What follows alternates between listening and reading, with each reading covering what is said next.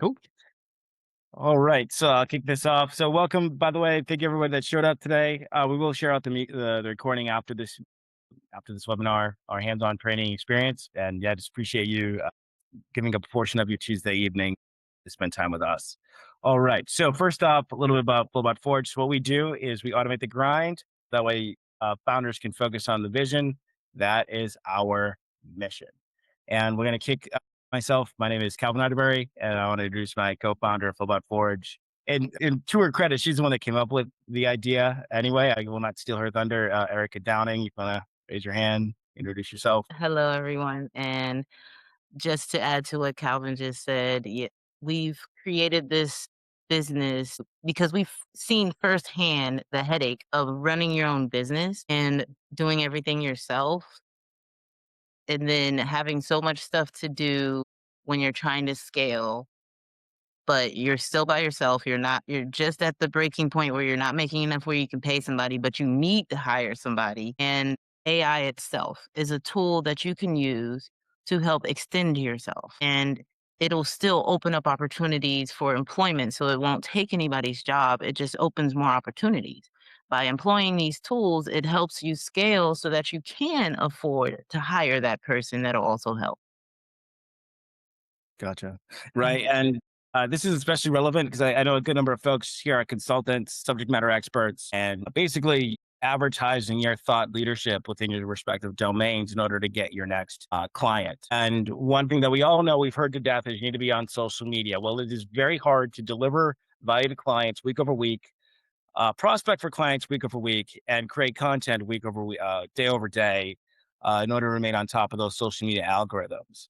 And one great opportunity as an outcome of this webinar is being able to help boost your LinkedIn profiles because content one lives on that platform longer, two gets a lot more higher engagement from prospective clients as well as reshares than content on other social media channels.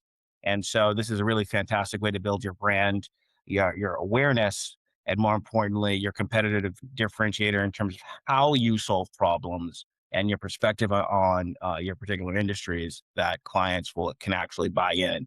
And the last point I'll lead off here is the recent studies have shown that it takes up to 20 to 30 interactions with a brand in order for that a customer to convert, whether they're buying a widget or dongle for $4.99 or hiring you to completely reinvigorate their business in a like 6 month contract of like $100,000 of contract value. So content is a fantastic way for folks to build a familiarity with you. And I think of every article that they read as a plus one to your conversion rate score or potentiality to convert that client. Okay. Welcome, Natasha. We're just kicking off the event. So let's get right on into it. Without further ado, one icebreaker is what is one task you'd love to automate this week in your business or your work? What if you just automate away? Just enter it into the chat.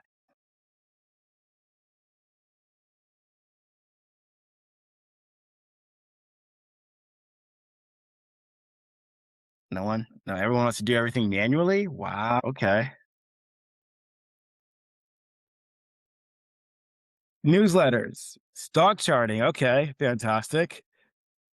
Newsletters. Yeah, absolutely. Yes. You can automate newsletters in terms of like coming out, like prospecting to find sponsorship for your newsletter, the content that you create for your newsletter.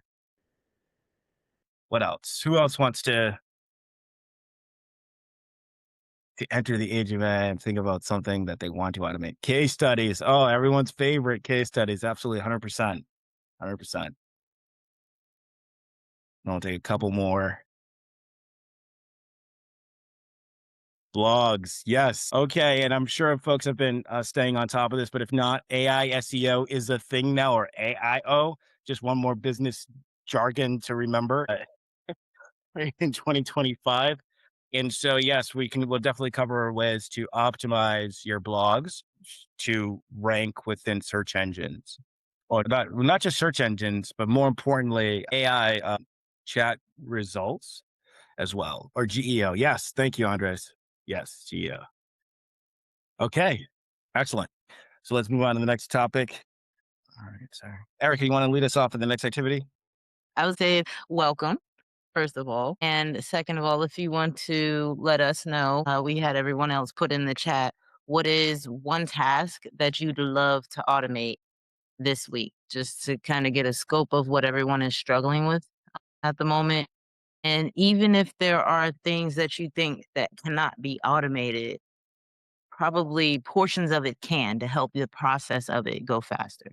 So just think creatively of how anything in your day-to-day life can be automated to help it be easier for you. It's one less thing that you have to worry about doing, or it's one less thing that takes time in your life. But the next topic was why automation is the competitive edge. So that's what I was getting to, is being creative with automations and AI. A lot of times we when we interact with AI in the past few years, they threw generative AI out there and let people just play with it like it was a big toy. Just like when cars were invented, they didn't have safety belts or anything, people just could go flying out the window. So this is no different than that. There has to be some training with it. There has to be some guidance. We have to learn how to use it properly. And we have to understand that something that we created can never actually replace us completely. And that's why I've found that a lot of people are scared of it. They think of Terminator and iRobot and all of these movies.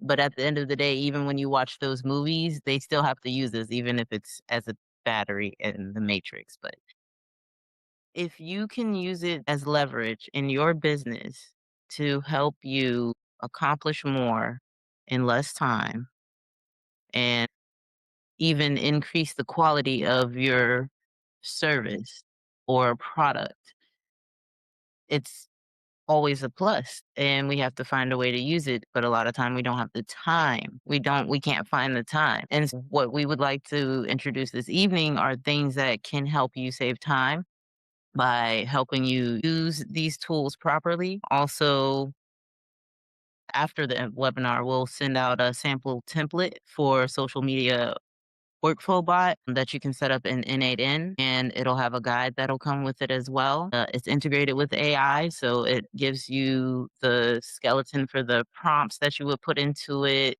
to help train these bots so that you can use them on a regular basis and interact with them without a separate app. If you're already using Slack, you can interact with it that way. You can set it on a timer so that it prompts you to remember, hey, we need to generate some posts for today or tomorrow, and here you can copy and paste it into your social media and go ahead and schedule it out. It can provide you the instructions to do so as well. So that way you're not scratching your head trying to figure out, how do I schedule a post on Instagram? A few years ago when they first started doing all of that stuff, that was me. Like, how do I do this?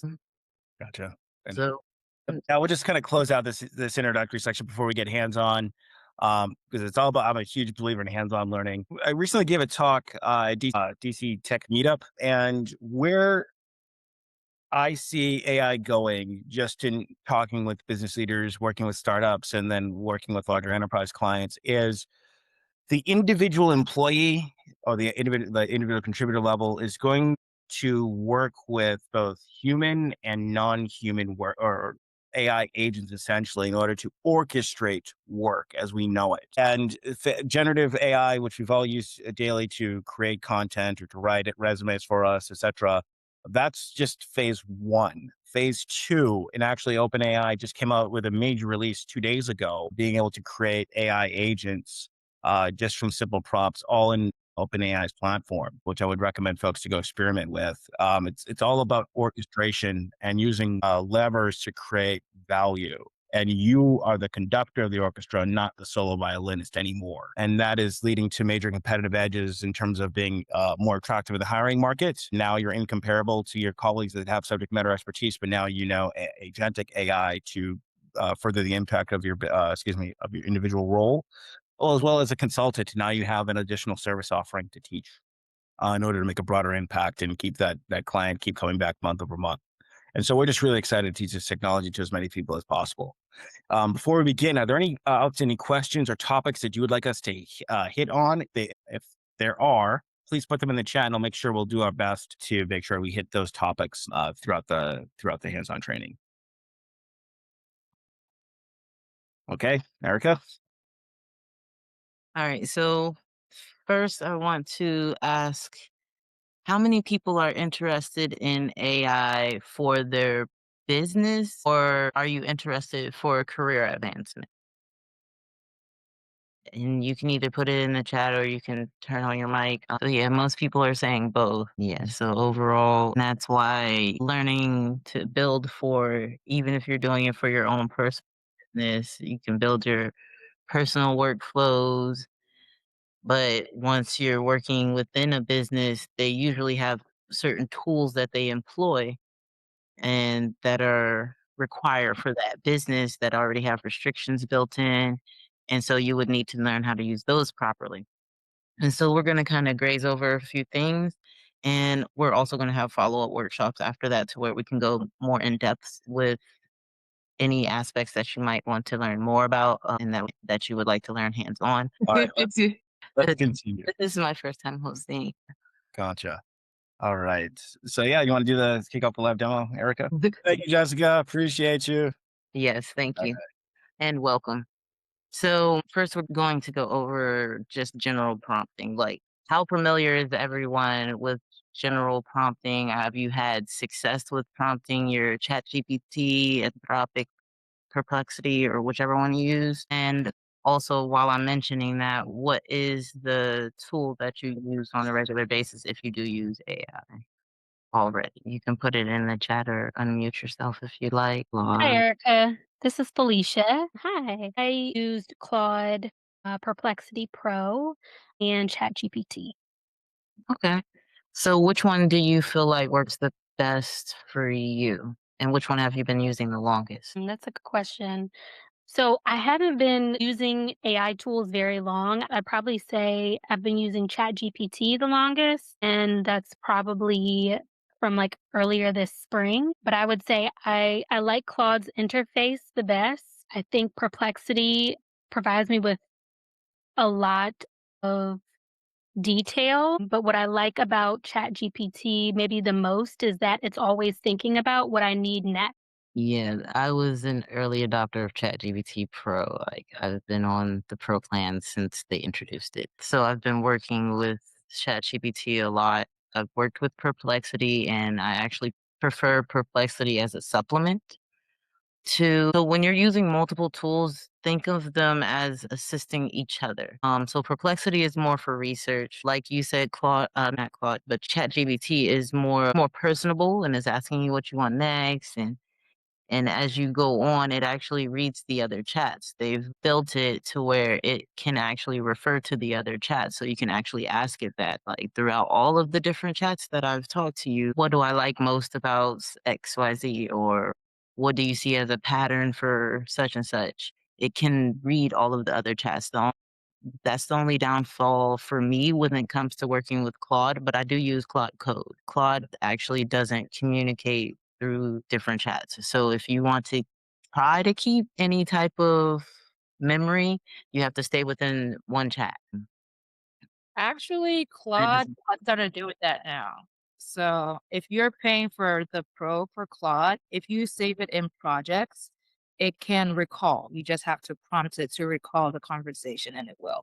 Yeah, so I do that within ChatGPT as well because you can do projects in that as well to where you can confine the information as well. So that way it's not thinking of all of your chats, it's focused. I'm glad you mentioned that, and I'm glad that you do know that that is available, and that's the purpose of that, is so that when you do want to refer to all of your chats, you can focus it and have all of these specific chats here for just this business or just for your writing or just for your side business or just for planning events, however you need to organize your life to be more productive and not feel like you're running around like a chicken with your head cut off.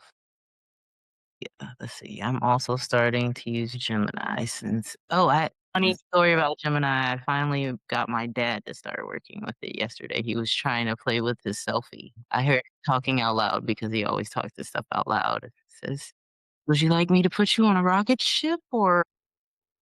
That's funny. Yeah. Uh, Their VO3 generator is amazing, or their Nano Banana. mhm. Just kind of taken the internet by storm for the past 2 weeks. Yeah, that's really amazing. All right, just kind of timekeeping here. Erica, if you want to do the prompt formula. Oh, before I go into the prompt formula, has anybody familiar with the formula for prompting already? Because I'm sure we have a few technical people already in here, I just to think kind of teach the room. Vinchelle, you raised your hand.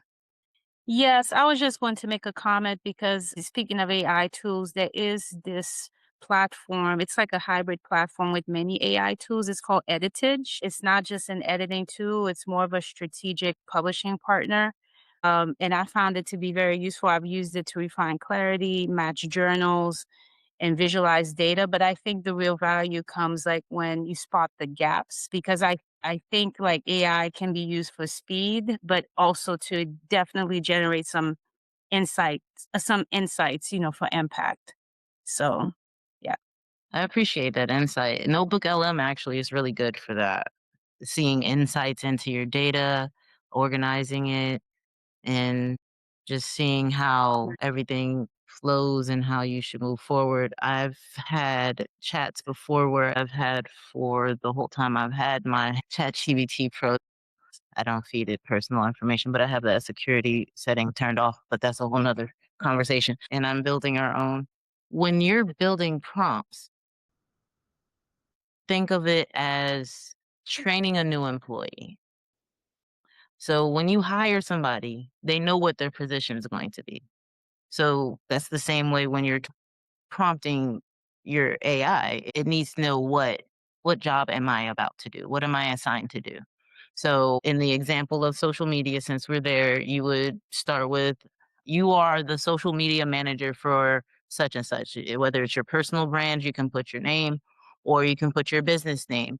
And then you want to and that's just making sure that it knows what role it's in. And you don't have to put that at the beginning of the prompt. You can put it in the middle, the end. It just needs to know at some point in that prompt, in that initial prompt, what job it is. You don't have to always tell it what the job is, but you have to put it in there in the early stages. And I said that to say you don't have to be repetitive about it. So the next part of the prompt would be context. So it knows what that job is, but what is the scope of that job? Because somebody can be a social media manager, but they cannot be in charge of just the Instagram post and they're not in charge of writing DMs or anything. That you have to be specific about what the context of their job is, and then let it know what the goal of its job is. Format all of this in a way that you would explain it to a person coherently, and also make sure you emphasize the tone that you want moving forward. Because even if you were talking to a person, you would still have to do that. Usually you wouldn't actually, because a person might know the tone. If you work in a corporate office, you know it's professional. If you work in a restaurant, you know it's casual, unless it's a higher end restaurant.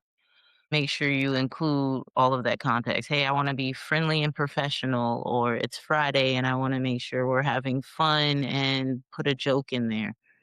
And when you're writing out the prompt, just make sure you're explaining it like a new hire that just they know what their role is, or even if they came in and they don't remember what their role is, just however you need to explain it to yourself that you're talking to your chat GPT, that's how you talk to it. Because I've seen a lot of people do prompts where it's choppy and it looks like you're just doing a Google search. I've seen a lot of bad variations of prompting and then they say, "Oh, this doesn't work." It doesn't work because it's user error, unfortunately. Do you have anything to add to prompt engineering, Calvin? Yeah, definitely. I was at a talk recently with some folks from OpenAI, and how many folks meta prompt? Ooh, meta prompting. Nobody meta prompts. Okay. Well, so the workflow that Erica just walked you through, you could try it right now, and it'll definitely work. Setting up context, like the reason why ChatGPT is one of the most popular GPTs out there is whenever you enter in like a simple prompt, it's actually generating a more detailed prompt behind the scenes in order to, it's going to make its best guess at your desired output. And it's a really great strategy to ask your GPT to actually make the prompt for you. And I've been doing that really well with Nano Banana. And yeah, it's just write the detailed image prompt of the image. I'll edit it as I see fit.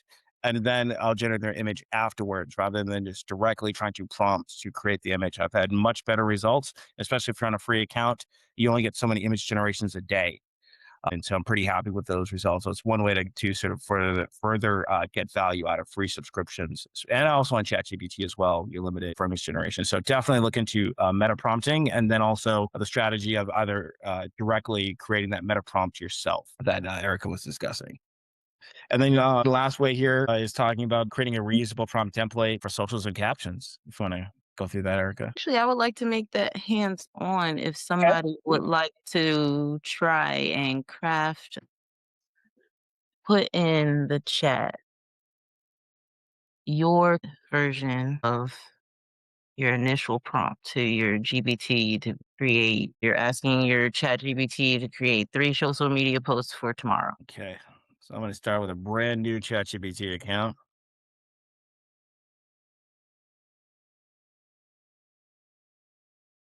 Okay. What am I doing, Erica?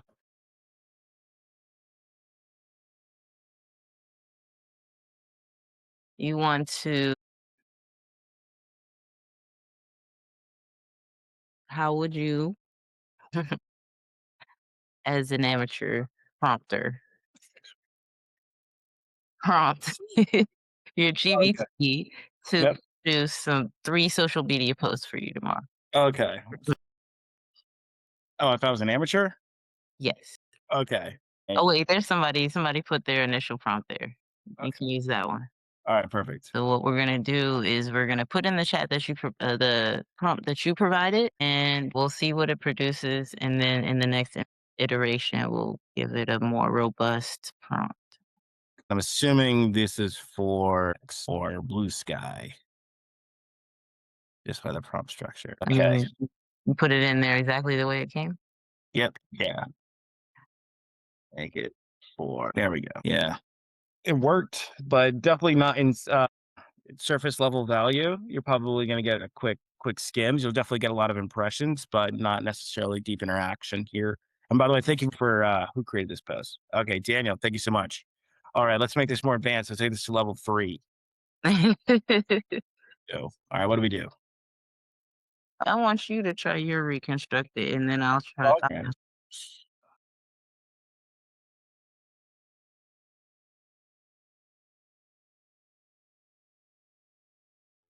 There we go. And so here's what typically happens behind the scenes when you enter in like a general chat, it'll make its best guess. But since we asked it to explicitly create directions, this is what it's going to use. That's going to, and then I'm going to get a much better result, hypothetically, because it's going to search the internet for the business landscape in 2025, look at other articles for trends in order to develop more insightful analysis for the posts themselves, and then also focus and double down on one key cybersecurity trend per post for your compliance. And then, yeah, would you like to show me? Yep, show me the 3 posts. And then this is like, I would do some like human finessing.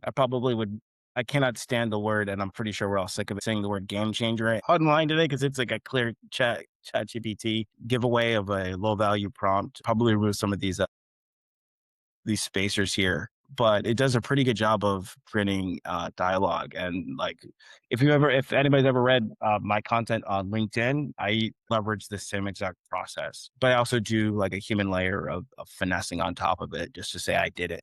Much more kind of like the way like you can get one of those out of the box cakes, like just a little bit of customization and IKEA effect. But yeah, so that's this sort of meta prompting and taking a structured approach that Erica was touching upon helps you get much better results. And 2, you're letting the machine do the majority of the work rather than repeatedly editing and then re-editing the prompt, because it'll probably take you just as long to write the piece as opposed to leveraging AI. And so that is meta prompting. Yeah, that's so I think did you do like 2 or 3 iterations or something with after yours, or you just did your one and then you did an iteration? That You was just expanded on it? Okay. yeah. I just said, yeah, create a prompt and then So wrote the prompt and mhm. then I asked it to write the articles. 3 steps. Alright, so start a new one and then Uh-huh. take this one and see what pops out. or show what pops out, I should say. Is it in the chat? Yeah, I just put it in the chat. So because the original prompt that Daniel provided didn't really have detail in it, I just expanded as best I could. You can get the idea of how I went into detail with this prompt so that you don't have to do a whole bunch of iterations to end up with the result that you need. Because this here is copy and pastable, ready to insert into a social media post, unless you want to regenerate it because you might not like a few words. You can insert links, it has it already ready and prepared for you. So, and it took a lot less time because it was just one prompt. So it might seem like a lot, but it's not when you consider most people are sitting there, they prompt with a vague sentence or not even a complete sentence, get a response they don't like, try again, maybe give up, and then end up doing it themselves. And you've already wasted about 20, 30 minutes trying. So it's really about really being more thoughtful about the words that come out. Yeah. And to touch upon GEO or AI SEO and SEO period, this is a really great way to make sure that the articles that you create or your blog posts are hitting those objectives within the meta prompt itself. Just plus one what you said, Erica, which is great. Okay. So we have like 10 minutes, 12 minutes left. So I did mention the N8N workflow. Does anybody want to see it, or it'll get sent out and it'll have an instruction guide with it as well? Yeah, And show us. we'll also add another bonus PDF to help guide you through properly prompt engineering as well. I guess I'll throw that in there too. Yeah. Erica, if you could show us, because I'm pretty sure that I think that's the reason why folks are here. And I'm actually really excited to show off what we've done so far. I mean, what part? The results? Oh no, just show us like how the bot works. If you wanna, I'm gonna stop sharing my screen. Okay. All right, it's all yours. Yep. Daniel Downs plus one. He wants to see it too. He's excited, just as excited as I am. I don't have my mic on. Okay. Go. So this is the workflow that is going to get sent out. It's doesn't look basic, but it is because it doesn't automatically post for you. You can add on to it to have it automatically publish for you on Instagram, or if you have something like Hootsuite or Buffer or anything like that, you can add that to it. So the workflow gets triggered from an app that most of us already have, which is Slack. So you prompt it through Slack. It sends you a message back letting you know it received your request, and then it generates the scope, and this AI here actually generates topics. So it has a prompt within it. So there's a pre-built prompt in here that's the system prompt. It also has a system prompt. So you can give it the system prompt, which lets it know descriptively what its job is, then the actual prompt to tell it what it needs to do. Then you go into processing what comes out of the AI to send to the next AI that actually generates content. So the first one gives it topics so that it can have more of a detailed view of what it needs to do once it actually starts generating the content. This is similar to what Calvin was trying to describe that AI is already do in the background. So this one generates the content, then it formats it to send it as an approval message back to your Slack, the same Slack that you sent your request from. And then it sends you a confirmation message once it receives your approval message, whether it's approved, denied, or if you want to make edits. I've actually started building it out way more than this, so I can't show you. I can show you, but it'll look like spider web. So I've built it out to do things like start regenerating all over again, trigger a whole nother workflow that can pull visuals and publish those as well. And just building different workflows, whether it's simple or complicated, is what we do at FlowBot Forge, but also teaching people how to do these things as well so that you can help other people like we are. So whether it's working for your business and getting the promotion that you wanted because now you have these AI skills that you can add, or getting out of the business that you don't like and into a position that you do want because you have this added plus on your resume. We do have trainings and workshops in the process, and all of these things will help you advance. Erica, if you can you double click on those? So basically, Can't uh, do this anything. multi-agent setup, folks, and this is why this is so powerful, especially with tools like N8N. If you haven't heard of N8N, please listen in the chat. I can go and do a deeper dive. If you have heard of N8N, I was going to say we can just dive right in on the details here. Is it's much more about separation of concerns, and in areas where what that means in like non-nerd speak or not non-technical speak is basically allowing a part of an application to just focus on doing one or two things really, really great.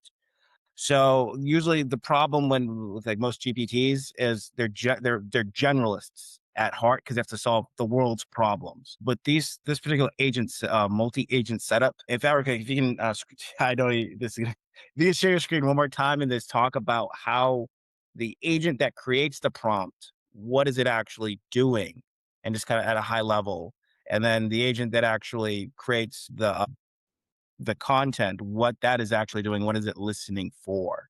That is some sort of that is a bit of the secret sauce. This agent to agent interaction that happens dynamically is really what separates top performing GPT tools that are commercially available versus others that are not well trained. Because you can hyper customize the prompt, and much like we created manually in this workshop today, the excuse me, the I'm just realizing I'm on camera. I was going to say, is the detailed and specificity of the prompt in order to get desired tools, because there are other blogging tools out there. There are automatic post creators, but they generally just work off of that one prompt that you enter into it. And so if you are using another commercially available tool, I'd recommend one, just meta prompt the heck out of it in another tool and then enter that prompt into the social media manager of your choice. Or you could just simply build a bot. Well, simply just about a week small learning curve, but we've given you a huge accelerant. It'll probably take you 2 days to customize, a couple hours each day. And then not only will you learn how to make multi-agent workflows to add to your resume or to wow your clients with, but two, it'll lead to more sophisticated output and you'll have less reprompting to do. Erica, if you don't mind clicking on what that first agent does or just kind of walking us through that, that's okay. You're doing fine. In fact, we have one more person than we started with, so apparently we're doing something right. Okay. So yeah, I can't scroll it just the way they have their screen share stuff set up. So this was the first, if you remember how it was set up, this is the first AI that it comes to. And the previous nodes before that organize the data that comes in from your webhook. So the Slack, when you send the Slack command, the slash command in Slack. So I'm putting an example. Erica, can you show us the Slack? I'd have to switch it again, and I'll do that in a second. But I put the example of the slash command I would put in the Slack, and so I would just put that slash command in there and send it, and that would trigger the workflow to start. So the workflow will take the date, time, the message that you sent, and parse that information to send it forward.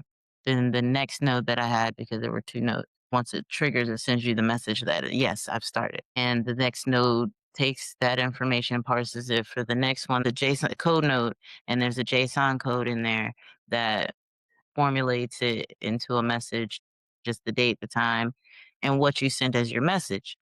The AI is who actually has your information to actually the context of it to know what it needs to do. So in the first AI, and it's connected to several different AIs. So if this first one here doesn't work, it'll fall back on this one.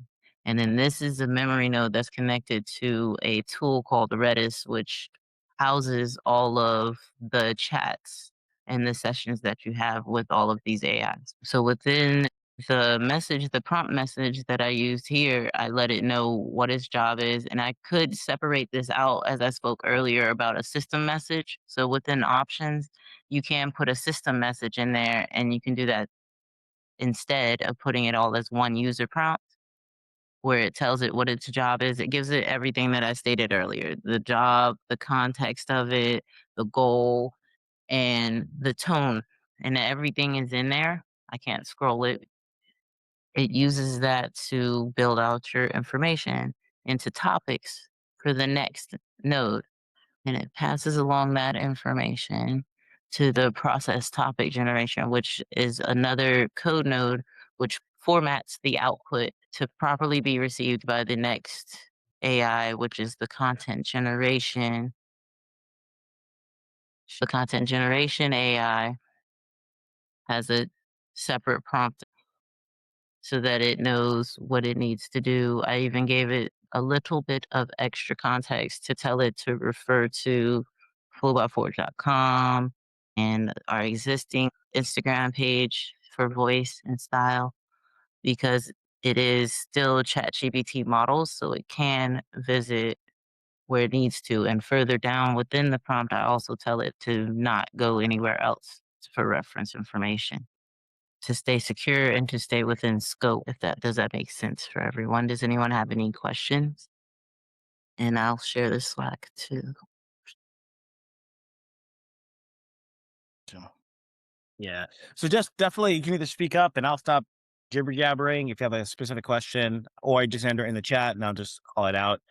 What was I going to say? But the where we see AI agents going is less leveraging a separate tool to do your work and much more about bringing that tool into your existing workflow, much like you would have or interact with a real like a real human being. Well, all human beings are real, but like in a more humanistic way or naturalistic way, rather humanistic. I don't know. Hello. Yeah. Okay. All right. Daniel Downs has a question. What's your process for vetting new integrations? Curious about your thought process. Daniel, you just kind of go elaborate on that, like like integrations with this particular multi-agent workflow, or just in general. Hey, I'll hop on mute for a bit. Yes, please. Apologize. I'm getting over a bit of a cold. Yeah, so I'm just curious. You guys do this day in and day out of your vocation, right? And Mm. I'm assuming you've developed some sophistication around how you test new tools, right? As everyone who follows the AI scene sort of knows, every day it's like 4 or 5 times a week there's a new groundbreaking tool that, depending on the industry, goes from being totally unheard of, like stealth project, to best in class, right? Just as like one example, I like to follow some of the things coming out of China because a lot of them are open source, locally hosted, great for privacy, and then trained on data that has, within Western civilization contexts, now, maybe it's like not free data anymore. It's like copyrighted or what have you. I'm just curious, because you guys do this professionally, do you guys have your own sort of checklist of things you look for in specific new tools that help you determine across specific metrics, does this new tool excel at A? Does this new tool excel at B? I just love to hear how you guys think about onboarding new AI integrations. That's fair. I'll give my answer, then I'll let Erica go, unless you want to take it first, Erica. No, you go ahead first. Yeah. So I generally use like a 3-step framework, and yeah, you're right. Everyone like AI, like Sam Altman said it best. Not that he's the spokesperson, but he's the media darling in this fourth industrial age, as it were. Like we are definitively in a bubble, for one, and number two, it's just never been easier to make new tech.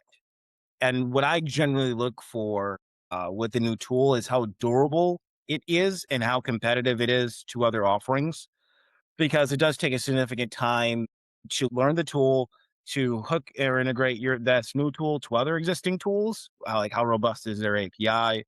And then 3, like, will this company even be alive in 6 months? And so like I look at the funding roadmap, who backed them, to how much of a lever or a specific advantage will it give me that I do not have today? Or did they just make a different colored hammer? Right. And if you just gave me a different colored hammer, no, thank you. ChatGPT is just fine. Or we got ChatGPT at home. There's no need to go buy a new one at the store. Right. And then 3 is looking at the developer ecosystem and then seeing how other folks have bought into it to integrate into their own workflow. Because ultimately, if we build a tool for a client or a solution for a client, we have to support that over like a 12-month calendar year, and we'll be stuck with it for quite some time. And we generally don't look for early adopters. I generally look for adopting something after the 3 to 6 month mark, honestly, after the hype cycle is worn down. How about you, Erica? The same for me, depending on what it is exactly, but we're speaking of AI. Well, depending on the use case, I should say. So it depends on the use case of it, whether or not I'll use it. There's a lot of vetted and long term, like Perplexity, I use if I'm writing an article for a newspaper or something, but I don't use it on a regular basis. There's use cases for everything. So it's just knowing where the strong suits are for all of these tools, for each of these tools, and whether or not you need them or not. Because a lot of times we employ all of these different ones, and most people are just honestly putting the same prompt in different ones just to see what their result is, when really it probably was the prompt that just needed to be corrected in one tool. I do find at times I might use Claude Code for something and it can work all the way through, but as soon as I hit an error, I need to switch over to ChatGPT because it's more strategic instead of just analyzing. And I've noticed Claude Code does more of just analysis more than troubleshooting. So that's just in my experience. So my KPIs are whether or not it actually delivers on saving me time and the result that I desire within the required amount of time. Because I already talk like AI a lot of the time, and I'm not trying to be funny. I'm actually being serious because I took one of my papers I wrote for my master's program before all of these AI programs came out. I wrote it about 12 years ago and uploaded it to one of the programs they have that's supposed to detect AI written papers, and it told me my paper was 98% AI. S- Gotcha. Wow.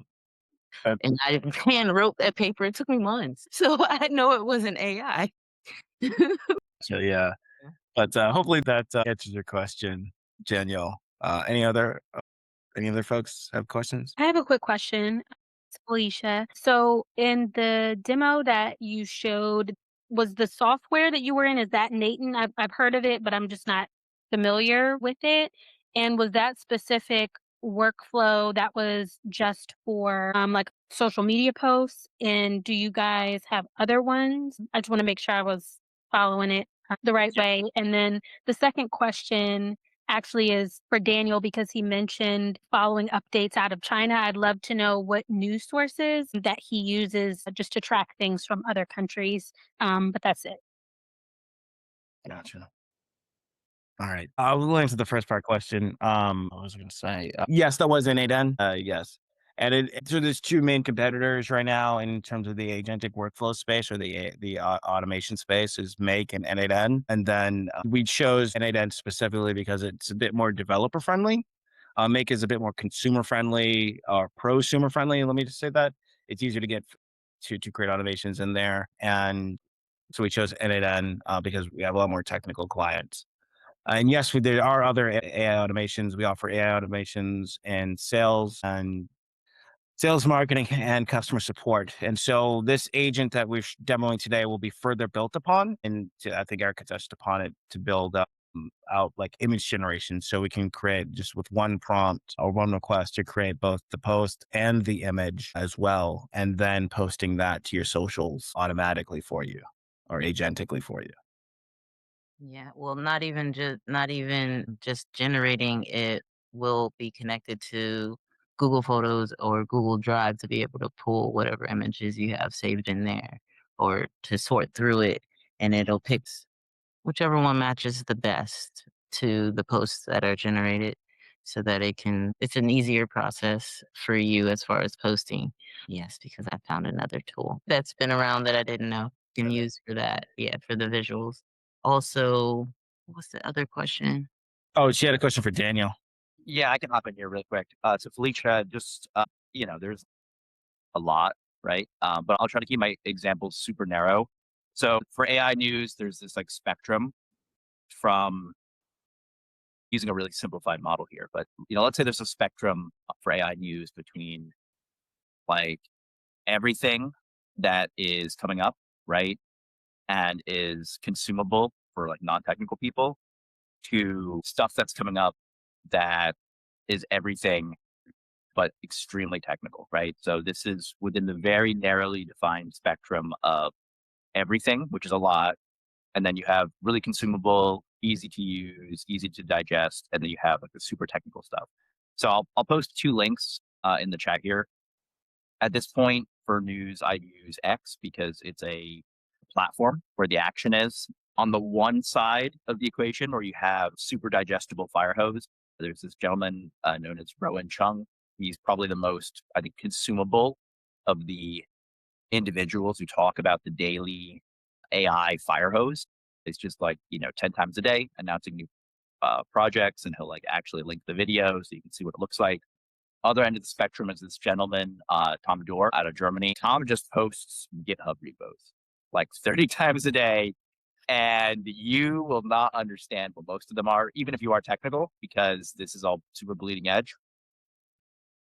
Of his 30 that he posts every day, there's like 1 or 2 that are sort of relevant to my area of interest. I'm not super technical by background on the software side. I'm more technical on the hardware side. So I'll post those both in the chat. I would sort of recommend, I think a good way for you to find your best sources that contextually matter for you is to like maybe browse through both of these guys' accounts and then see if you browse through these accounts on your own X account, it'll modify your feed to show their competitors, right? Because like the algorithm's always trying to feed you stuff relevant to your own interests. And then once you've done that, then you will find people that are on the spectrum between these 2 guys that will maybe be a better fit. So I'll post them in the chat. These are just sort of 2 outliers that have, 500,000 followers each. A lot of people follow them, but they are certainly not the end all be all of this space. They just happen to be 2 examples I use here because they are on different ends of the spectrum. And hopefully that's helpful for you to narrow down what you're looking for. Thank you. That's very helpful. And also thank you, Calvin and Erica. No, thank you. And Daniel, thank you so much for the information. Huge, absolutely huge. So I wasn't even aware.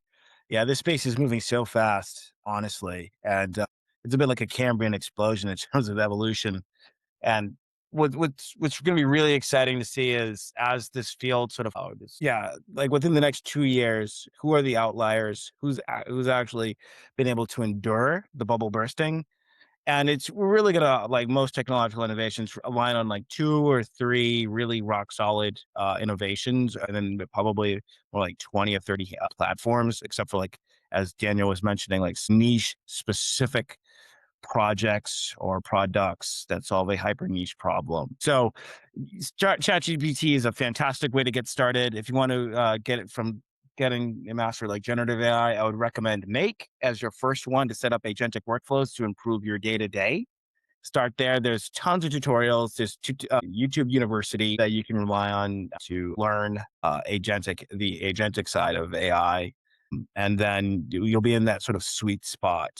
Megan have been around for well over 2 years and have really built a strong developer community around them to learn off of. And so that's really, and to be fair, most office work and knowledge work really just requires, my initial estimate, and I'd like to hear what other folks think, like a really great generative AI solution and then a really great agentic AI solution. But beyond that, I honestly don't know what that looks like. I'm kind of excited to see what the future holds. Yes, Daniel. Yeah, and so I want to be sort of helpful. So Felicia, I posted the links in the chat, and for you and for everyone, I just keep in mind that X turned off their like API a while ago, so the posts go only up to like 2024. These guys are posting every day, like multiple times a day, but you just got to visit their accounts in the app to actually see what's latest. And then just Calvin, on your point, I think something that might be helpful for sort of fellow knowledge workers here, having an AI for something like design outputs. A lot of people in the knowledge economy, their like day to day is some function of writing, presenting, and then maybe some sort of like Excel work, right? Like numbers. On the design side, I'd love to know your experience with what you use. Like some people sort of fall you have your traditional sort of like Microsoft PowerPoint kind of thing, Google Slides, which do have some AI integrations. And then you get, things that are a little bit more sophisticated, like, the Figmas of the world. If you're a hardo, you'll just build in Figma directly. And then you use that for, integration in slides for Google Slides or PowerPoint. And then there's like actual slide deck AI tools. There's a billion of them out there. Gamma just came out recently. I think Gamma's pretty cool. We would love to hear, Calvin, if you and Felicia have a design AI tool output that's your fave. Erica. Erica's my name. Oh, Erica, my apologies. It's okay. He was writing something down. Prezi, like using Prezi. I like Adobe products a lot. Firefly for the graphics, and between Adobe and Express and Canva for creating presentations. And that still goes back to prompt engineering and telling it exactly what you want. A lot of times I'll do the structure in ChatGPT before I move into any of those other actual generative agents and AI tools. So that way I already have a structure for it. It doesn't have to do two jobs, because a lot of times we dump everything in one pot because that's what we do to ourselves, but that's not how the computer works. It works better if it's planned out. So Gotcha. Yeah, go for it, Joel. Hear me? Yes, sir. Sorry, my 2-year-old's going crazy upstairs. Thank you for this. I have a question. I feel like most of the AI work I do, it's for, this is going to sound super weird, like human consumption. It's for us, right? So I'm trying to make case studies and things of that nature, content, whatever, for people to read. I'm interested in learning if, like, through prompts, I could get it to respond to other AIs. What I mean by that is I'm submitting information for a resume or grants or things of that nature where I know there's going to be filtering, most likely not done by a human being. So if that's the case, as more companies adopt more AI and are using it to filter information, filter requests and responses, yeah, I'd love to hear either one of your thoughts on that. Like, can you prompt that? Is there value in that? And can, like, make that more active while like I use Claude. Can I make that like, look, man, like I'm trying to apply to XYZ. Do you know what they're using? Whatever. Can you prompt this to get them to respond to this, or how, you know what I mean? Like, how can I structure this so Yeah. that I get the best So, for this? well, my response for that would be providing examples of how you already write and speak. So if you have something similar that you already did yourself that you can provide to the model with your prompt to accompany your prompt, that helps, because then it speaks more with your voice and your tone. I've used it to help me write books. Um, I've used it to, like, once you get writer's block, it's that thing, but it helps. And so it'll help me continue out my thought process. It can see where I was going with my flow if I upload what I've written so far. Examples are a big help. Even if you don't already have something that you wrote, if you can make something like, hey, this is my normal tone, or if you can reference something, if you have an example that they've already given you, this is what it should look like, or this is what it's supposed to sound like. Examples always help. Yeah. Yeah, and just to kind of do an alternate take, and I think, like, correct me if I'm wrong, Joel, it's like, let me use an example. If I was to write a resume, how do I make sure it's optimized to be screened in by the AI that's scanning the resume, correct? Correct. Correct. Okay. Right, yeah. So, I mean, when I launched a recruiting business several years ago, I literally encountered this problem. And there's already solutions out there. It's called keyword stuffing. And the way, which means to say, like, we're entering the dead internet theory. I wish I had more. When we start creating content to be parsable and readable primarily by other machines, they're going to start to look to key off of different principles. One is, does it answer the question of, is this the optimal hire or not?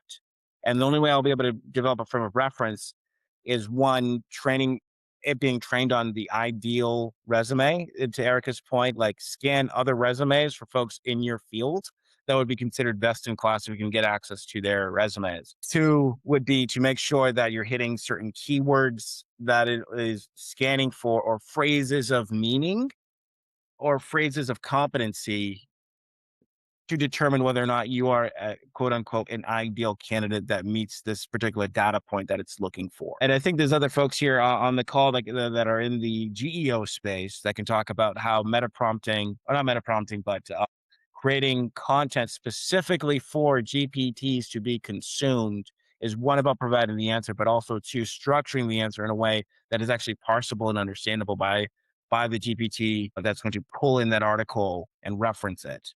Okay. Well, okay. There are some people that are experienced with SEO, but the net of it is like structure to answer the question. Am I like less of me telling a story about about my work experience and more like answering the question, am I the optimal hire for X position? Right. And then creating defensible proof points that answer the question.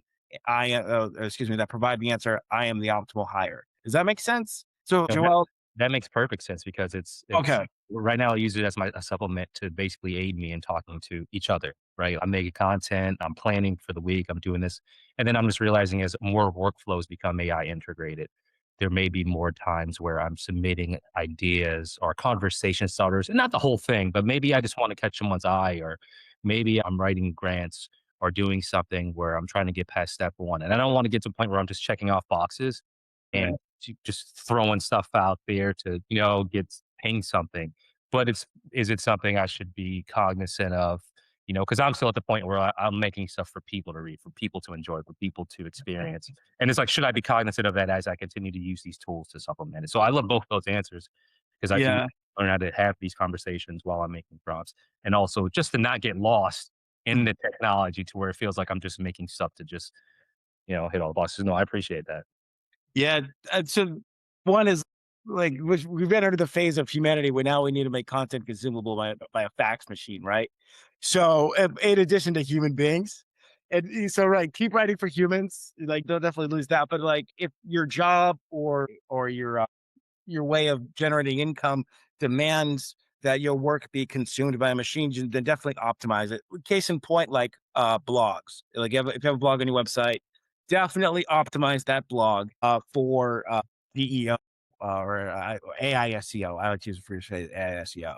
Other folks say GEO, but definitely optimize it to be parsable, and then make sure you submit it to Google and Bing as well, to that way to increase its likelihood of being scraped. Well, not necessarily scraped; it's not scraped, being referenced rather, as well. And making sure that it answers the question and then providing proof. Because here's the GPTs don't think, right? Like for folks that like, understand the secret sauce behind them, it's literally just making a prediction based upon prior information what the next one or zero will be. And so it's just inferring reason based upon what it's seen in the past. Like I like to say, we make the world's smartest interns, and that's the current capability of GPTs as a whole across the earth.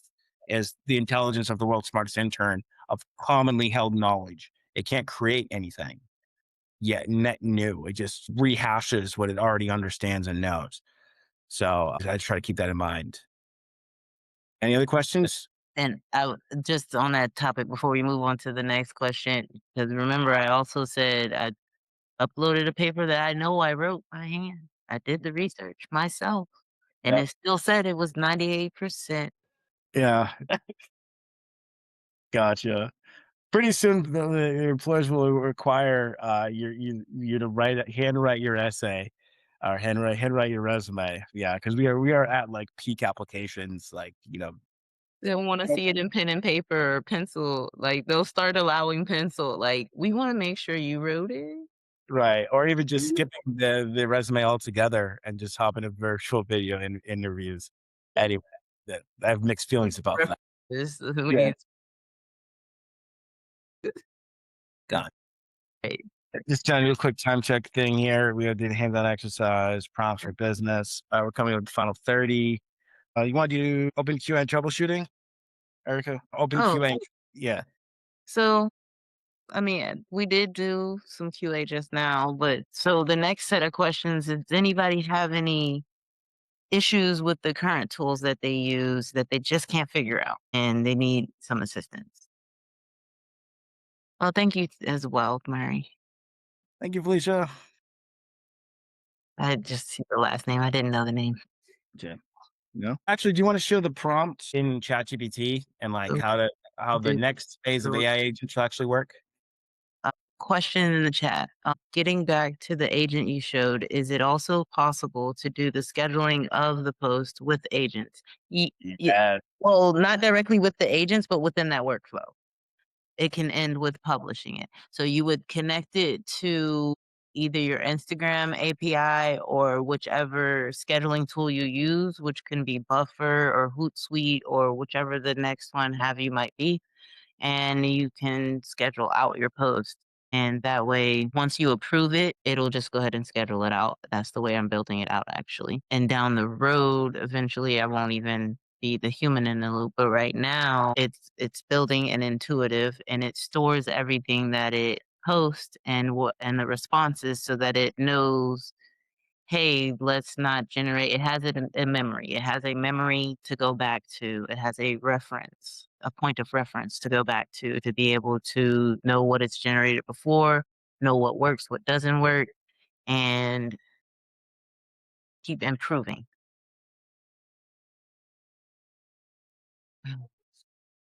So, what was the thing you wanted me to? Oh, I think we're just coming up on time here. Yeah, just kind of open Q&A. We did the hands-on exercise. Yes. Yeah. I think that's anything 7:30 on a Tuesday. I think folks have given us the majority of their time and attention. I want to thank you all for sticking through it. Hopefully y'all learn some new skills. Check us out at FlowBotForge.com if you have further questions. Hit me up I'm pretty much connected to everybody here on LinkedIn. If you have any questions. And And I was gonna say, and we're FlowBot Forge on Instagram and LinkedIn as well. So yeah, reach out. And me, Erica, I am also on Instagram as Prosperity Pathways because I also have a podcast on YouTube and books on Amazon. And Calvin has a book on Amazon as well. And gotcha. All right, folks. Thank you all. okay, have a good evening. Thank you Thanks guys. a ton, guys. Really appreciate it. Thanks.